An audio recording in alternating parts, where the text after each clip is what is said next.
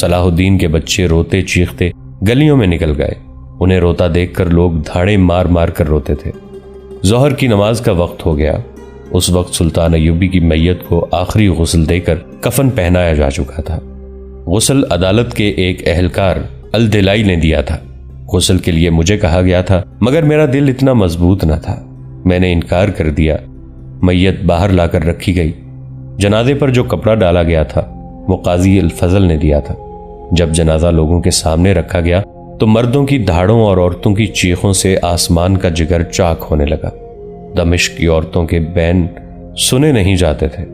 قاضی محی الدین ابن زکی نے نماز جنازہ پڑھائی۔ میں کچھ نہیں بتا سکتا کہ جنازے میں کتنے لوگ تھے، البتہ یہ بتا سکتا ہوں کہ سب نماز جنازہ میں کھڑے تھے، مگر نماز پڑھنے کی بجائے سب ہچکیاں لے رہے تھے اور بعض بے قابو ہو کر دھاڑے مار اٹھے۔ ارد گرد عورتوں کا بے انداز ہجوم بین کر رہا تھا۔ نماز جنازہ کے بعد میت باغیچے کے اس مکان میں رکھی گئی جہاں مرحوم نے علالت کے دن گزارے تھے۔ عصر سے کچھ دیر پہلے سلطان ایوبی کو قبر میں اتار دیا گیا۔ لوگ گھروں کو واپس گئے تو یوں لگتا تھا جیسے لاشوں کا ہجوم چلا جا رہا ہو۔ میں اپنے ساتھیوں کے ساتھ قبر پر قرآن خوانی کرتا رہا۔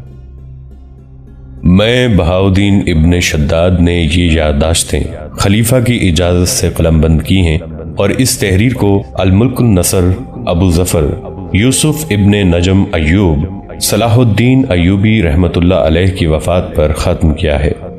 خدا ان پر رحمت فرمائے۔ اس تحریر سے میرا مقصد خدا کی خوشنودی ہے، اور میرا مقصد یہ بھی ہے کہ اسے یاد رکھو جو نیک تھا اور صرف نیکی پر دھیان رکھو۔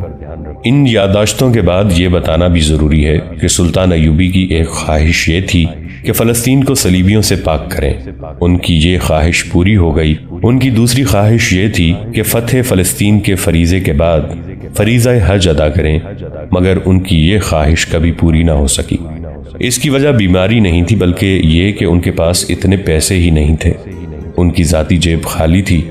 ہلال نو کی درانتی سے فصل صلیبی کاٹنے والا مرد مجاہد، مصر، شام اور فلسطین کا سلطان جس کے قدموں میں سلطنت کے خزانے تھے، وہ اتنا غریب تھا کہ حج کو نہ جا سکا، اور اسے جو کفن پہنایا گیا تھا وہ قاضی بہاؤدین شداد قاضی الفضل ابن زکی نے درپردہ پیسے جمع کر کے خریدا تھا۔ آج فلسطین سلطان ایوبی کا ماتم اسی طرح کر رہا ہے جس طرح 4 مارچ 1193 عیسوی کے روز دمشق کی بیٹیوں نے بیان کیے تھے۔